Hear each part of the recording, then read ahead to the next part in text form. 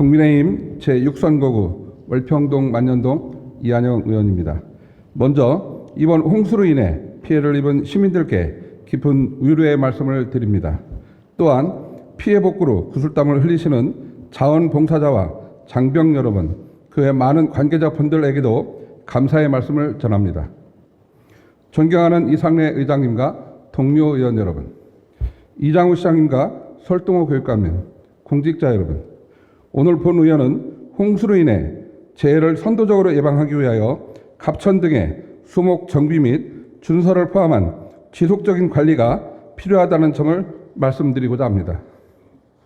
지난 14일부터 내린 극한 호우로 총 300건이 넘는 피해가 발생했고, 공공시설인 도로 파손, 토사 유칠, 제방 유실, 주택 가옥 및 농경지 침수가 일어났습니다.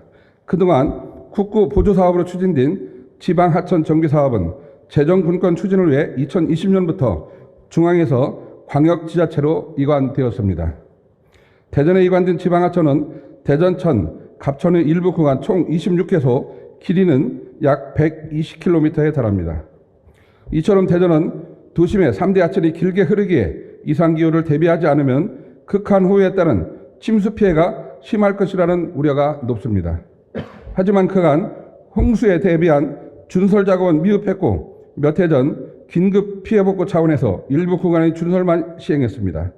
일부 환경단체 반발에 눈치만 보며 물 관리를 주저했다는 비판도 나옵니다. 지난해 민선 8기 출범 이후 대전시는 3대 하천 푸른 물길 그랜드 플랜을 수립하여 향후 2032년까지 5개 분야 30개 과제에 약 2조 7천억 원을 투입하여 인류 명품 하천을 조성할 계획입니다. 따라서 이번 재해와 집행부 계획에서 알 수 있듯이 갑천, 대전천, 유등천, 3대 하천 등 관내 하천의 체계적인 물관리가 시급합니다. 화면에서 보시는 것처럼 이번 홍수가 지나간 도솔대교에서 만년교 사이에는 수목으로 가득 차 있었습니다. 하천에 조성된 수목은 주기적인 정리가 되지 않으면 유수에 지장을 주고 수위를 높이는 댐 역할을 하여 하천 범람의 주요 원인이 됩니다. 따라서 근원적인 홍수 피해 예방과 쾌적한 수변 공간 활용을 위하여 유수 소통에 방해가 되는 수목을 제거하는 정비 사업이 필요합니다.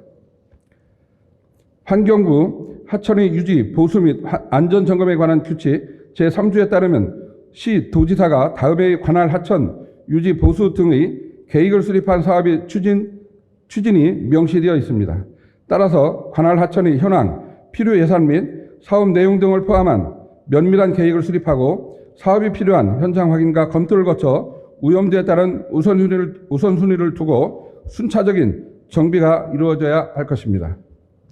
또한 유속이 느려지고 퇴적물이 쌓여서 만들어진 하정도가 위치한 만년교에서 갑천대교 구간을 포함한 하천 곳곳에서 준설을 통한 체계적인 관리가 요구됩니다. 대전 세종연구원에서 발표한 갑천 오염도 평가 조사 결과에 따르면 하천 정비 사업 대상인 계량지구는 11개소, 수목관리 및 부분 정비가 필요한 개선지구는 84개소나 있는 것으로 파악됩니다. 즉 갑천 내 정비해야 할 것이 적지 않으며 하천의 통수 능력을 시급히 개선해야 하는 것입니다. 따라서 준설을 통한 홍수 방어 능력을 증대시켜 피해를 예방하고 오염된 퇴적물을 제거로 늘 깨끗한 하천을 유지해야 할 것입니다. 어떠한 정책이든 민원이 두려워 소극 행정이 발생하는 경우가 있습니다. 하지만 145만 시민의 안전과 생명을 지키기 위해 꼭 필요한 정책이라면 적극 추진해야 할 것입니다. 대전이 각종 재해로부터 자유로운 인류 환경 안전도시로 거듭나기를 바라면서 5분 자유 발언을 마치겠습니다. 경청해 주셔서 감사합니다.